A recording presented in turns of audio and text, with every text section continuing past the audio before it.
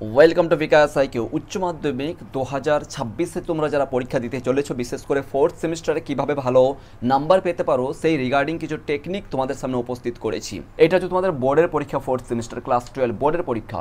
কীরূপভাবে তুমি এখানে ভালো মার্কস পেতে পারো সেই রিগার্ডিং কিছু পয়েন্ট তোমাদের সামনে উপস্থিত করেছি। গুরুত্বপূর্ণ সহকারে কিন্তু মনোযোগ সহকারে কথাগুলো শুনবে। আরেকটা কথা বলছি, তুমি কিন্তু কখনো অতীতকে বদলাতে পারবে না, কিন্তু তুমি চাইলে বর্তমানকে ব্যবহার করে ভবিষ্যৎকে বদলাতে পারবে। Am I right? অলরেডি তোমার কিন্তু থার্ড সেমিস্টার হয়ে গেছে, তোমার ভালো রেজাল্ট আসেনি, হয়তো তুমি ভালোভাবে পড়াশোনা করোনি, সেই একটা কারণ হতে পারে। থার্ড সেমিস্টার যেহেতু এমসিকিউ প্যাটার্ন ছিল, মূল কথায় আসছি, দেখো তোমার থার্ড সেমিস্টারকে নিয়ে আর ভাবলে হবে না। যেটা অলরেডি হয়ে গেছে, পাবলিশ হয়ে গেছে, তোমার রেজাল্ট দিয়ে দেওয়া হয়েছে, তুমি ওইটাতেই তোমাকে থাকতে হবে, আর কোনো কিছু করার নেই। হ্যাঁ, আরটিআই করবে, হয়তো 2-1 নাম্বার কম বেশি হতে পারে, আর কি কমতেও পারে বেশি হতে পারে। অলরেডি তোমার রেজাল্ট পাবলিশ হয়ে গেছে, তোমার কাছে এখনও পর্যন্ত দ্বিতীয় একটা চান্স রয়েছে। অলরেডি থার্ড সেমিস্টার তোমাদের ক্লাস 12-এর কমপ্লিট হয়ে গেছে, দ্বিতীয় একটা তোমাদের কাছে চান্স রয়েছে, গোল্ডেন চান্স রয়েছে তোমার রেজাল্টটাকে পরিবর্তন করার জন্য, তোমার স্কোরকে বৃদ্ধি করার জন্য।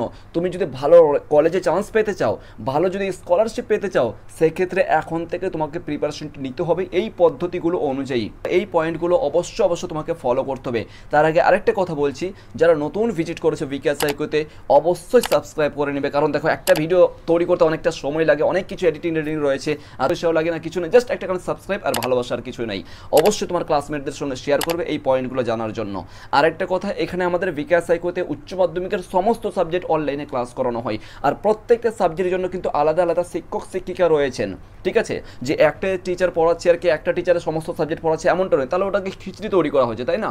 প্রত্যেকটা সাবজেক্টের জন্য আলাদা আলাদা শিক্ষক রয়েছেন এবং হাই কোয়ালিফাইড টিচার।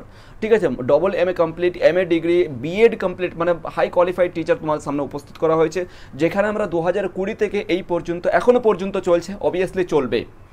সো বিকাশ সাইকোতে যদি ক্লাস করতে চাও, তাহলে সেক্ষেত্রে কিন্তু তোমরা এই নাম্বারে যোগাযোগ করবে, এই একটা পয়েন্ট। ঠিক আছে, জাস্ট 8100191916 এই নাম্বারে অনলাইনে ক্লাস করার জন্য যোগাযোগ করতে পারো। এখনও পর্যন্ত তোমাদের মধ্যে অনেকে দেখবে আর কি, তোমার জানা আছে, হয়তো তোমার বন্ধু বান্ধবী জানা নেই কী কী সাবজেক্ট নিয়েছে, তাই না? সেক্ষেত্রে আগে সাবজেক্ট সম্পর্কে অবগত হতে হবে। দ্বিতীয় পয়েন্টে কী করতে হবে, কমপ্লিট দ্য সিলেবাস। প্রত্যেকটা বিষয়ের কিন্তু যে সিলেবাস উল্লেখ করে দিয়েছে বোর্ড, সেই সিলেবাস ধরে ধরে কিন্তু পড়তে হবে। এটা হচ্ছে মূল ফ্যাক্টর সর্বদাই, সিলেবাস ধরে ধরে পড়তে হবে। কারণ আর এখন আর এমসিকিউ প্যাটার্নে নয়, আচ্ছা এটা এ হবে না, এটা বি হবে না, তাহলে বিটা টিক মেরে দিবে, সি হবে না, এটা কেটে দিলে, ডি কেটে দিলে, এই মতন করে আর প্যাটার্ন নেই। এখন সম্পূর্ণ তোমাকে হাতে লিখতে হবে, যেরূপভাবে তোমরা মাধ্যমিকে বা 9-10-এ আর কি লিখে এসেছো, অথবা তোমরা ক্লাস 11-এর সেকেন্ড সেমিস্টারে লিখে এসেছো। তো সেকেন্ড সেমিস্টার তো স্কুলের পরীক্ষা হয়েছিল, স্কুলেই খাতা চেক করেছে, ওটা কোনো বড় একটা চাপ নয়, তাই না? তো ওখানে মোটামুটি করে যা পরীক্ষা দিয়েছো, এটা মোটামুটি করে পরীক্ষা দিলে হবে না, এখানে তোমাকে ফুললি প্রিপেয়ার হয়ে যেতে হবে, কারণ এটা তোমার স্কুল জীবনের সর্বশেষ পরীক্ষা। আর এইখানে তুমি যদি ভালো রেজাল্ট না করতে পারো, তার মানে জীবনে তোমার কোথাও আর, বলতে গেলে স্কুল জীবনের ক্ষেত্রে তোমার সম্পূর্ণ শেষ এখান থেকে। তুমি কি ক্লাস 10-এর র্যাঙ্ক করতে পেরেছো? একদমই নয়, আই থিঙ্ক পড়তে পারো নি আর কি, তুমি ক্লাস 10-এ র্যাঙ্ক করতে পারো নি। আর ক্লাস 12-এও যদি একটুখানি র্যাঙ্ক করতে না পারো, বা একটু যদি ভালো নাম্বার না পেতে পারো, বা যদি লেটার মার্কস না নিতে পারো, তাহলে পড়লেটা কী করে? পড়াশোনা কেন করলে? তোমার পিতামাতা যে তোমার পিছনে এত টাকা খরচা করে অনলাইনে পড়াচ্ছে, অফলাইনে পড়াচ্ছে, বই টই এত যাবতীয় কিছু তোমার পিছনে, বলতে গেলে প্রতি মাসে মিনিমাম ধরে রাখো 2 থেকে 3 হাজার টাকা প্রতি মাসে খরচা করছে। তাহলে কি করলে বলো? তোমার বাবা মাকে কী দিলে? এই পুরস্কার কী দিলে তুমি বলো?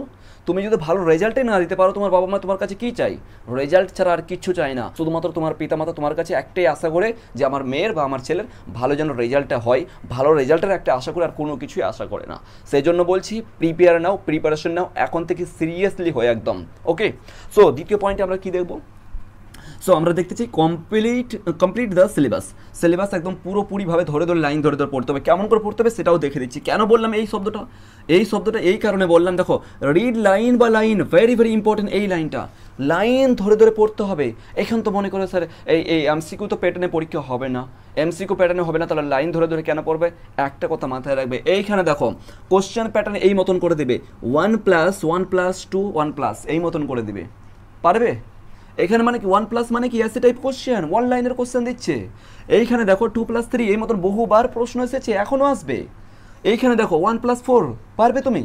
যদি তোমার যদি 1+ না পারো, যদি এখানে যদি 1+ না পারো, এইখান থেকে তো তোমার 2 নাম্বার কেটে যাচ্ছে।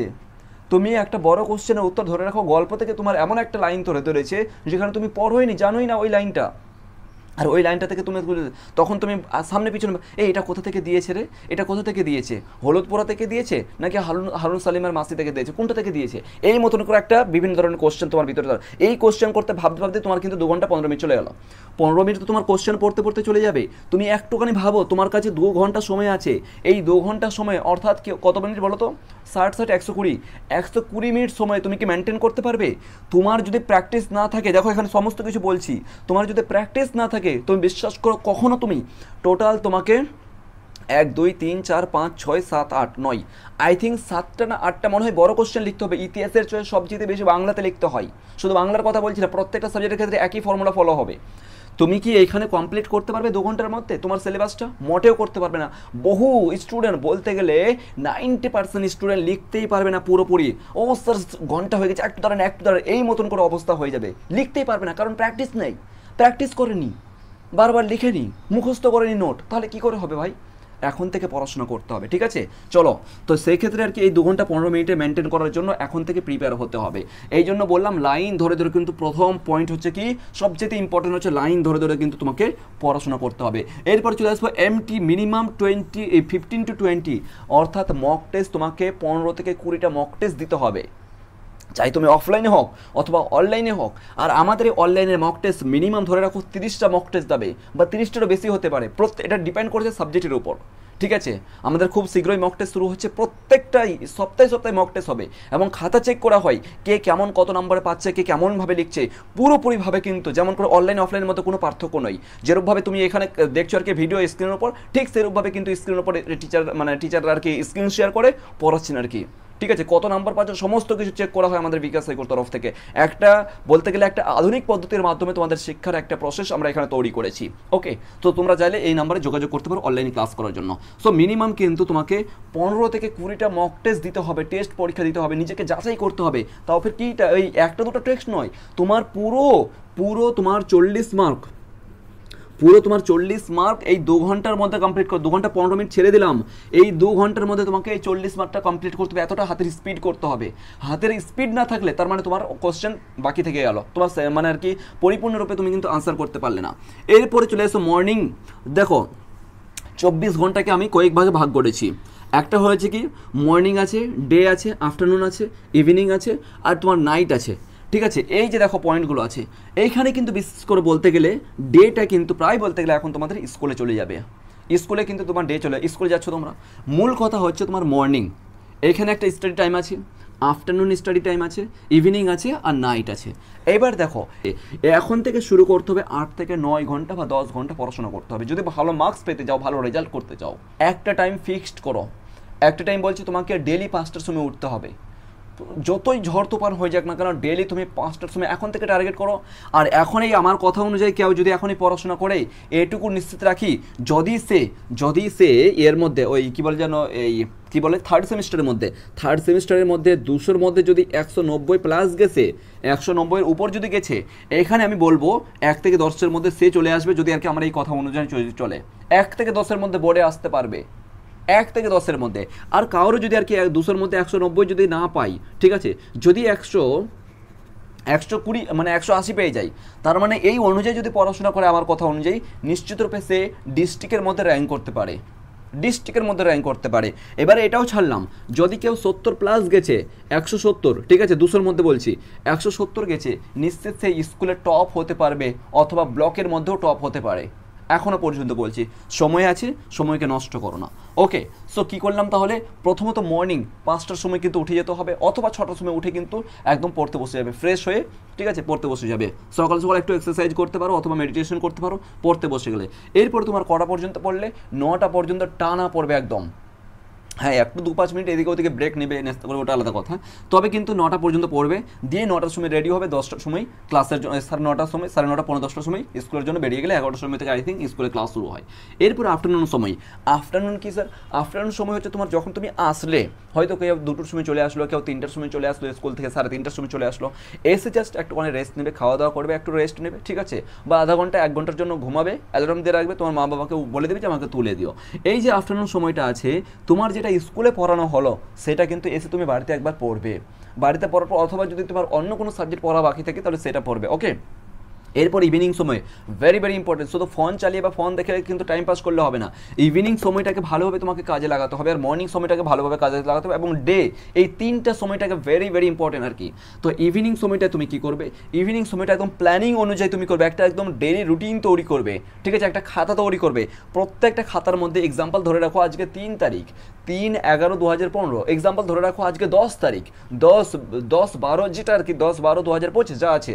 তো এই অনুযায়ী তুমি একটা ডেট দিয়ে বলবে যে আমাকে আজকে কী কী কমপ্লিট করতে হবে, কী কী পড়তে হবে, পয়েন্ট টু পয়েন্ট কিন্তু লিখে রাখবে, ঠিক আছে।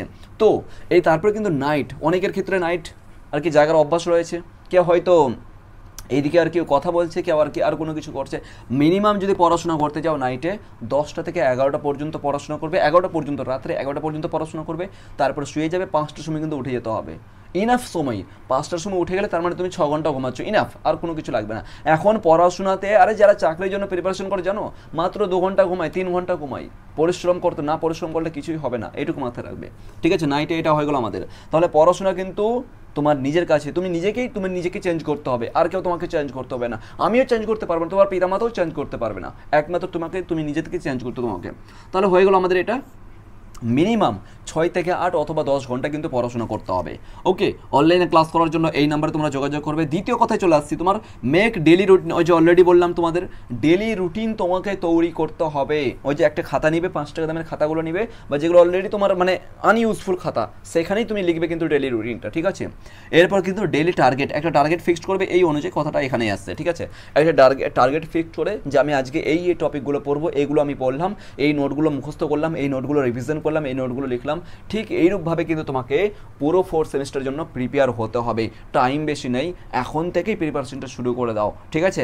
আশা করি কথাগুলো ভালো লেগেছে, কেমন লেগেছে কমেন্ট করে বলবে। ওকে, অ্যান্ড সাবস্ক্রাইব করতে ভুলো না। চলো পরবর্তী ক্লাসে বা পরবর্তী ভিডিওতে দেখা হবে। Thank you so much.